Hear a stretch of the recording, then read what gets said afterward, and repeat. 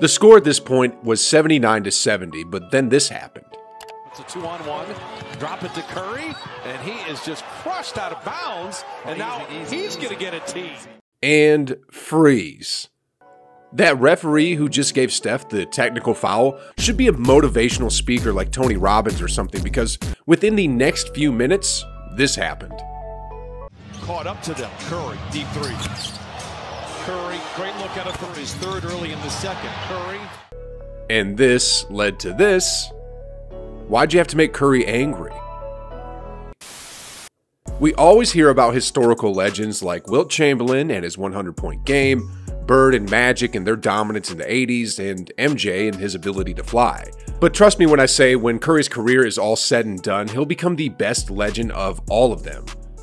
Before I get into the nitty-gritty of how much of a weapon of mass destruction he's been so far this season, let's go back and take a look at one of his threes in the game against the Clippers. Curry has the ball up top.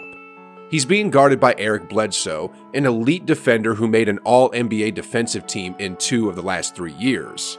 But still, despite that, Chef Curry was able to take out his newest edition of the Vitamix blender, and he just absolutely blended Bledsoe into a highlight reel. 27, George with 27.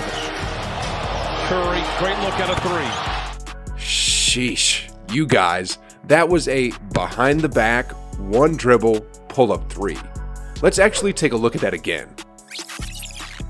George with 27. Curry, great look at a 3. You can't teach that. You just can't, because that is just greatness in the making. And with that being said, let's take a look at how nuclear Curry's been recently. In his last 10 games, he's been averaging about 30 points a game, 7 assists, 5 rebounds, and 2 steals, while shooting an absurd 46.5% from three-point range on about 13 attempts per game. If you're not a big fan of numbers, what that stat line pretty much means is that the man has been unstoppable. If you're not a fan of words either, let me just show you what I mean. Here's Steph bringing up the ball. Turn right around tomorrow and play the Pelicans. The man defending him is Terrence Mann, a pretty elite all-ball defender. So what does Curry do? Pelicans, a team where they led by 20. He passes the ball to Draymond, gets it back, and fakes a 3. Now a lane to the basket has opened up. 20 in the first half.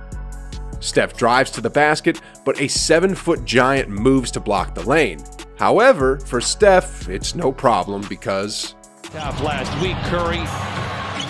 Sheesh, guys, there was like 3 counter moves in that one sequence by Steph. And not only did that give Steph another 2 points, but that also added another assist to Draymond's box score. Everybody wins. Speaking of winning, the Warriors as of date have won 18 of their first 20 games. They've won 90% of their games in the first quarter of the season. Knock on wood, but statistically, that's better than the 2016 Warriors team that went 73-9 for 89%. Moving on to new records, check this out.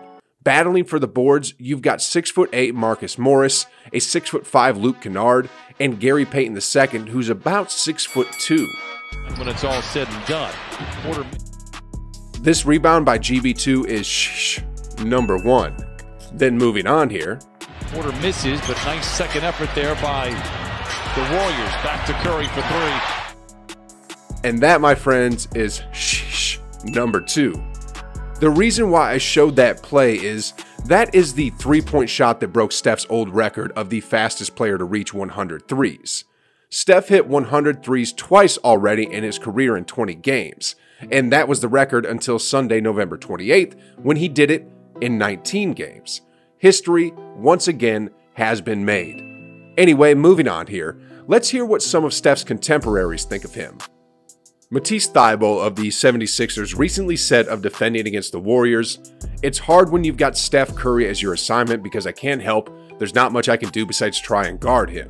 And they have so much firepower, so I couldn't impact the game as I wanted to." Next off, let's see Alex Caruso's recent experience guarding Steph, then what he thinks of him. If you've never seen Caruso defend before, he's an above-average defender with his high basketball IQ and athleticism. He was a key piece in the Lakers' 2020 championship run, but that doesn't matter here because...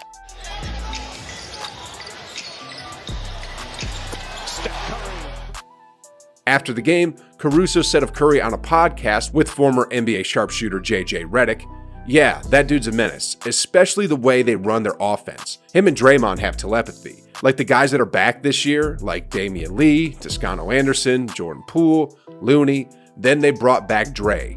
They're actually understanding how to play with him now, how he operates, how he moves, when he gives up the ball and just continues to run in circles until you fall asleep. And even then, he shoots it from 30 feet. It's borderline unguardable." Next off, Terrence Mann of the Clippers recently said, "I can't see anyone who's more of a lethal weapon than Steph Curry." And then we have Paul George. Well, we witnessed this recently. 2 quick fouls in the first quarter, picked up his third early in the second. Curry.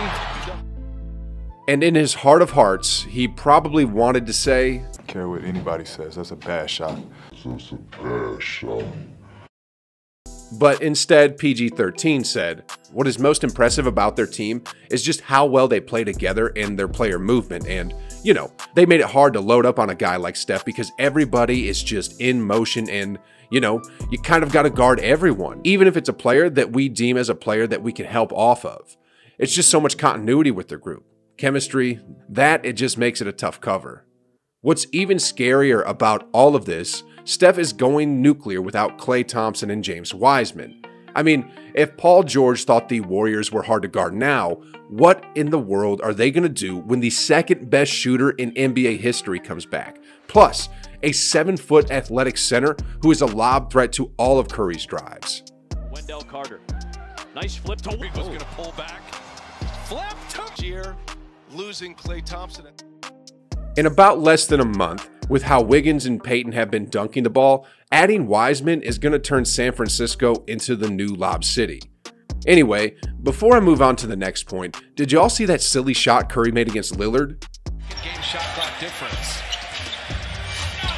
Draymond, the decision maker, wiped out Lillard. Sheesh. Dame Time is a superstar all-NBA level talent, but Steph Curry just showed him that there are levels to this game. And speaking of levels, one thing Steph and the gang must do to reach that next level is reducing the amount of turnovers per game. In every major statistical category, the Warriors are in elite company except turnovers. He runs to the finals, but it thinned out over the last few years as Rubio.